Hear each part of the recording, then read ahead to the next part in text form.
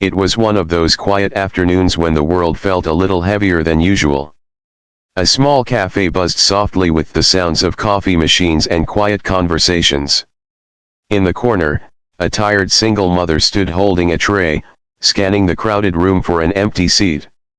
Her young son clutched her hand, his eyes wide with hunger and patience. Across the cafe, a sharply dressed billionaire CEO sat alone at a table meant for four. His phone buzzed with business messages worth millions of dollars, but in just a few moments, a simple question from a stranger would remind him of something far more valuable than money. Before we begin, if you enjoy stories about kindness and the small moments that change lives, make sure to like this video, subscribe, and share your thoughts in the comments. Welcome to Kindkoi's Corner, where every story reminds us how powerful kindness can be. Sarah Miller had learned to carry the weight of life quietly. At 32, she was raising her 7-year-old son, Ethan, on her own in Chicago. Life hadn't turned out the way she imagined. After her husband passed away 3 years earlier from a sudden illness, Sarah found herself balancing 2 part-time jobs, rent payments, school lunches, and endless bills. Most days were a blur of responsibility. But every Friday, Sarah kept one small promise to Ethan. They would go out together. Not somewhere expensive. Just somewhere warm, somewhere that felt normal. A burger, a sandwich, sometimes even just fries and hot chocolate. It was their little tradition, a reminder that even when life was hard, they still had each other.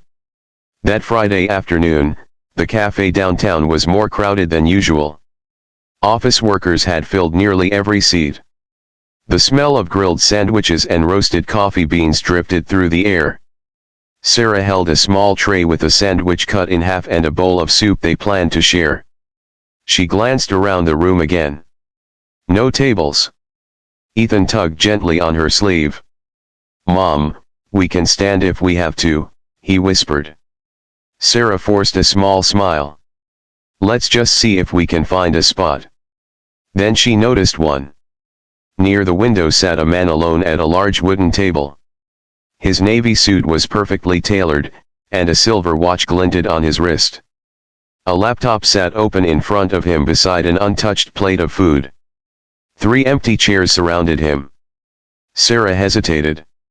Asking strangers for help wasn't something she liked to do. But Ethan was hungry, and the soup was already getting cold. She walked slowly toward the table. "Excuse me," she said gently. The man looked up. His expression softened slightly as he noticed Ethan standing beside her. "Yes. Would it be okay if my son and I shared this table?" Sarah asked. "There aren't any others open." The man studied them for a moment. His eyes moved from Sarah's tired face to Ethan's hopeful one. Then he smiled. "Only if I pay the bill," he said. Sarah blinked in surprise. "Oh no, that's really not necessary," she replied quickly. "We're fine, I insist," the man said kindly, closing his laptop. "Please, sit." Ethan's face lit up like someone had switched on a light inside him. Sarah slowly pulled out a chair. "Thank you," she said softly. The man extended his hand. Daniel Carter. The name meant nothing to Sarah at first. But across the country, Daniel Carter was known as one of the youngest tech billionaires in America. His company had transformed online security systems for banks and hospitals. He had boardrooms, private jets, and meetings scheduled months in advance. Yet at that moment, he was simply a man sharing a table. Ethan climbed onto his chair. "Hi, I'm Ethan," he said proudly. Daniel chuckled. "Nice to meet you, Ethan." For a few minutes, they ate quietly. Sarah and Ethan shared their sandwich and soup while Daniel sipped coffee. Ethan occasionally glanced at the man's expensive watch, fascinated by how it reflected the sunlight from the window. Then Daniel asked a simple question. "So, how was school today?" Ethan didn't need encouragement. "It was good." I got a gold star in reading, he said excitedly. And my mom says if I keep getting them, I can be anything when I grow up. Daniel smiled. That's a pretty good deal. Sarah laughed softly. He works very hard, she said. And what about you? Daniel asked gently. What do you do? Sarah hesitated for a moment. I work at a grocery store in the mornings, she said. And I clean offices in the evenings. Daniel nodded slowly. That sounds like long days. It's worth it, Sarah said, glancing at Ethan. He's the reason. Ethan beamed proudly. Daniel leaned back in his chair, thoughtful. For years, he had spent most of his time around investors, executives, and billion-dollar negotiations. Conversations usually revolved around profits, stock prices, and competition. But this moment felt different. Real. Do you two come here often? He asked. Every Friday, Ethan answered before Sarah could speak. It's our special day. Sarah smiled. It doesn't have to be big, she said.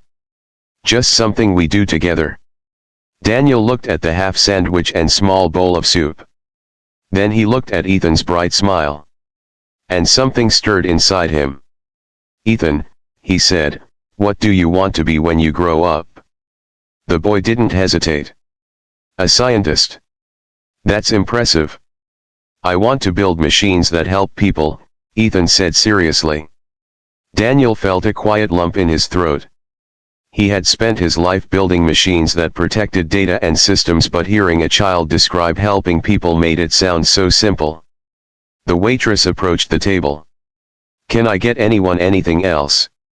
Daniel looked at Sarah. Would you like another sandwich? He asked.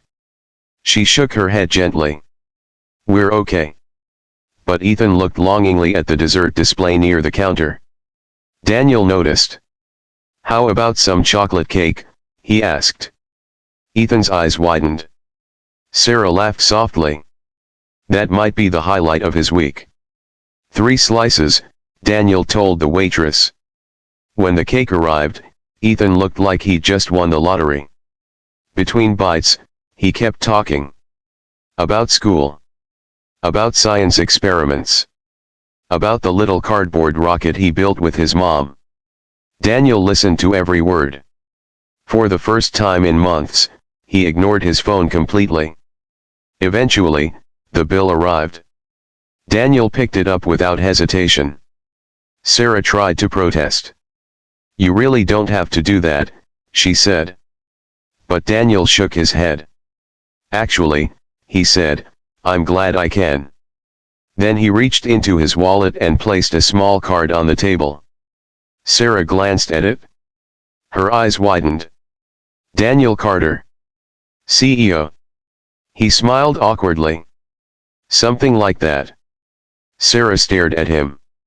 You're the Daniel Carter. Ethan looked confused. Mom, who's that? Sarah laughed nervously. Only someone who runs one of the biggest tech companies in the country. Ethan blinked. Oh.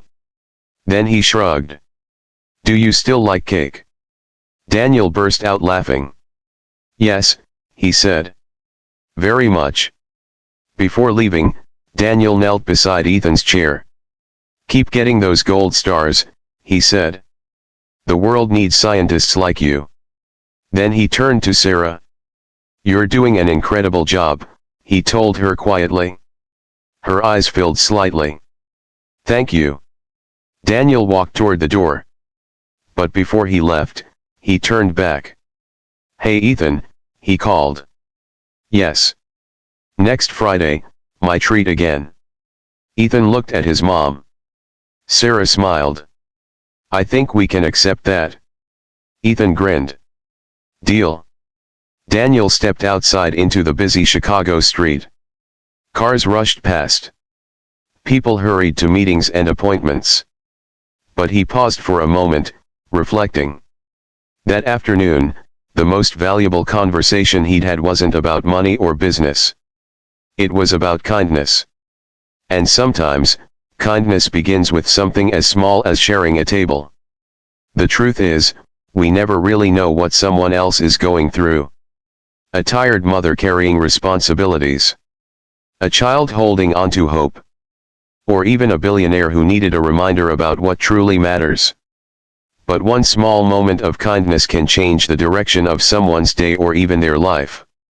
So the next time you have the chance to share a table, a smile, or a helping hand, take it. Because kindness, no matter how small, has a way of creating ripples far beyond what we can see. And who knows? Your simple act might become someone else's unforgettable story. And here at Kinkoi's Corner, we believe every act of kindness, big or small, makes the world a little brighter.